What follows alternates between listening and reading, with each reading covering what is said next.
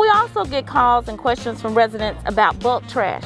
And this is large trash items that are placed on the street by residents or by people who are coming into our communities and placing this type of trash.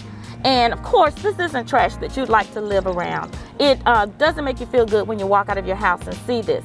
So talk to me a little bit, and this is Deputy Director Yates, about the bulk trash pickup and what residents can do to minimize this type of issue.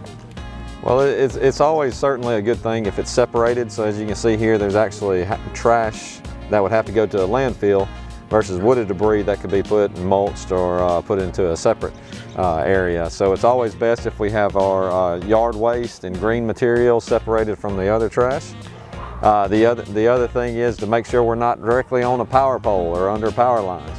Our big picker machines can't grab it if it's right up next to something, if it's sitting on a fence, or if it's sitting anywhere where we might not be able to reach it. Other than that, if it's out there, we come by every 3 weeks. We're hoping to get some things in place to make it where we can get back to 2 weeks eventually, once we open up our new landfill cell unit and get rolling there. So right now it's every 3 weeks. We'll be here on the 5th and the 10th coming up soon, and we'll be able to pick it up on those days.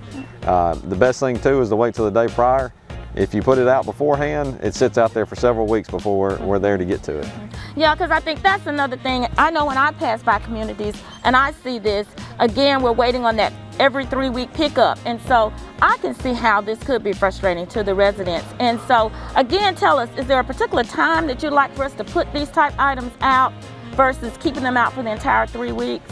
It would be wonderful if you could put it out the night before or the morning of.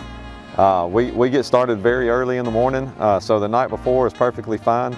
But if you put it out right after we come through, it's going to sit out there for several weeks. And that obviously looks bad for the neighborhood, and people don't enjoy seeing that. And the other thing is, a lot of these piles, like this pile sitting right here, may not have come from anybody on this street. It could have been just somebody driving by and dumping it. So in this case then, would it be good for a resident when they encounter something like this to call 311? Now, would that speed up the pickup any, or what would happen, let's say I'm driving by and I notice someone put this out as part of an illegal dumping? What should I do as a resident to report that and get rid of this? If you call 311, we are on top of our 311 request. Our districts are all very, very on top of our requests. So if we have missed garbage, we have missed bulk pickup or illegal dumping, if it's put in there and we're sent the request to pick it up, we're going to go get it. Okay. So as soon as it's put in, we'll try and get it on the schedule to get it picked up. If it's illegal dumping and you see somebody coming in your neighborhood to dump, take a picture of the license plate, take a picture of them doing it. You know, there's certain ways where we can find out and try and stop that, because it's really not anything any of our neighborhoods want to see. Okay. And I'm happy to know then that the process, again, I think most residents, we're concerned with the frequency of picking up this type of trash. So I'm happy to hear that there is something in the making maybe where we're going to be able to increase that for our residents. That's correct. Currently we're going all the way out to Mount Olive to dump our waste, and it costs us a lot of money, and not just the tipping fees but also the transportation to get there.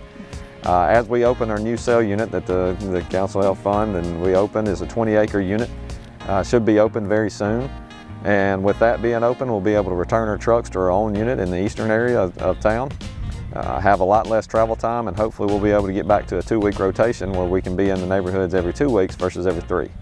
And that'll give you twice a month pickup versus every so often having only once a month. Well, I appreciate you talking to us today about the bulk trash pickup and that process, because again, this is one that's most frustrating when you ride through our communities and you see this type of trash sitting here. You don't see it in other parts of other municipalities.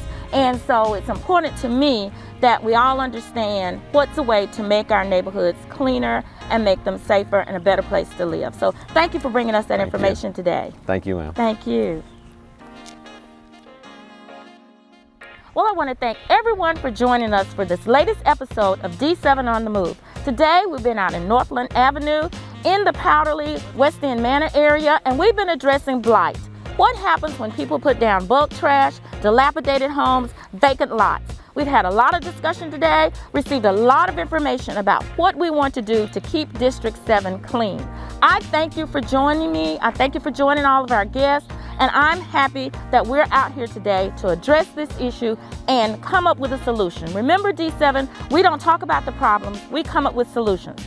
So don't forget to join D7 on the Move every last Tuesday of the month at 1 o'clock p.m. You can look for us on Facebook. See you next month.